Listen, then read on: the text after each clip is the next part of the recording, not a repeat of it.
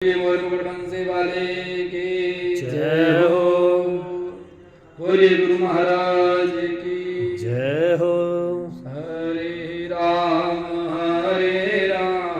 राम राम हरे हरे, हरे कृष्णा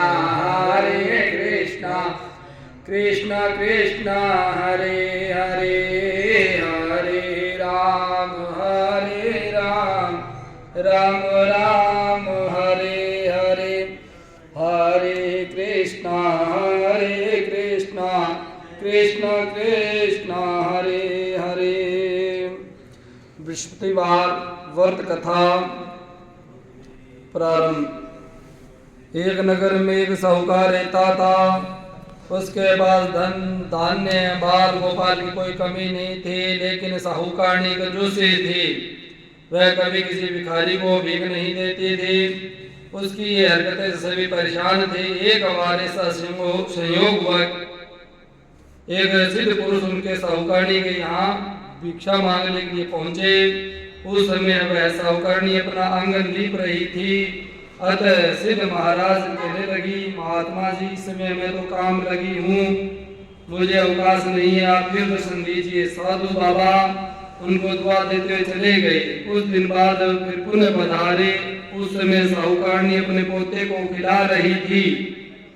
अतः उसे भिक्षा देने से फिर असमर्थता दिखाकर साधु बाबा को फिर कभी अवकाश के समय आने को कहा। इस बार भिक्षुक का माथा ठनका। उस साहूकारनी उस समय भी घर के सभी काम में अपने को व्यस्त करने की कोशिश कर रही थी।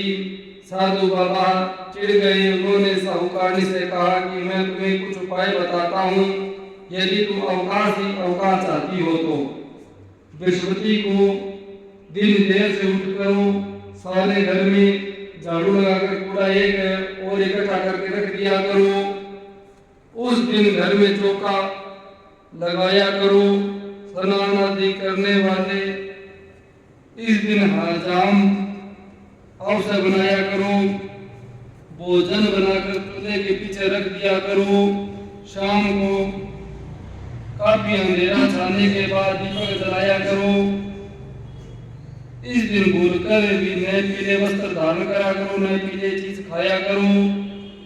साधु के चले जाने के बाद साहूकारनी वैसा ही करने लगी। धीरे धीरे बृहस्पतिदेव की अपेक्षा के अशुभ परिणाम से घर में उजागर होने लगे। इसके एक सप्ताह बाद वही साधु बाबा भिक्षा के लिए पुनः पधारे। उस समय साहूकारनी हाथ पर हाथ धरे खाली बैठी थी। बाबा ने कहा भिक्षा मांगी तो वह फूट फूट कर रोने लगी। कहने लगी, महात्मा, मैं आपको भिक्षा कहाँ से दूं? अब तो घर दर्शन करने के लिए अन्न के दाना भी नहीं है। साधु बाबा बोले, माई, तेरी माया समझ में नहीं आती। पहले तो तेरे घर में सब कुछ था, मगर फिर भी तू भिक्षु को भिक्षा नहीं देती थी, क्योंकि उन दिन घर के काम धंधों में तुम्हारे को फुर्सत नहीं थी, और अब फुर्सत है, फिर भी तू दान देने में आनाकानी करती है। अब तो साहूकारनी को समझते देर न लगी। सामने खड़े बाबा सर्वज्ञ सिद्ध पुरुष हैं, उसके शरण पकड़कर पिछले व्यवहार के लिए क्षमा मांगने लगी। वायदा किया कि यदि आपकी कृपा से फिर से धन धान्य भरपूर हो जाए तो मैं कभी किसी भिक्षु को खाली हाथ नहीं भेजती। साधु बाबा को दया आ गई। वे बोले, बृहस्पति को तड़के ही उठकर स्नान आदि से निवृत्त होकर अपने घर का कोई आदमी हजामत न बनाए। उस दिन विशेष रूप से भूखों को भोजन कराए। यदि तुम ऐसा करोगे तो जल्दी ही तुम्हारे दिन फिर पहले जैसे ही हो जाएंगे और तुम्हारे घर में एक बार फिर धन धान्य से परिपूर्ण हो जाएगा। साहूकार ने वैसे ही किया। कुछ दिनों उसके भले दिन फिर लौट आए। जिस दिन बृहस्पति जी ने उसके फेरे, ऐसी वह हम सबके शुभ दिन शीघ्र आए। इसी प्रकार बृहस्पतिदेव की सब पर कृपा बनी रहे। बोलिए बृहस्पति देव महाराज की जय हो।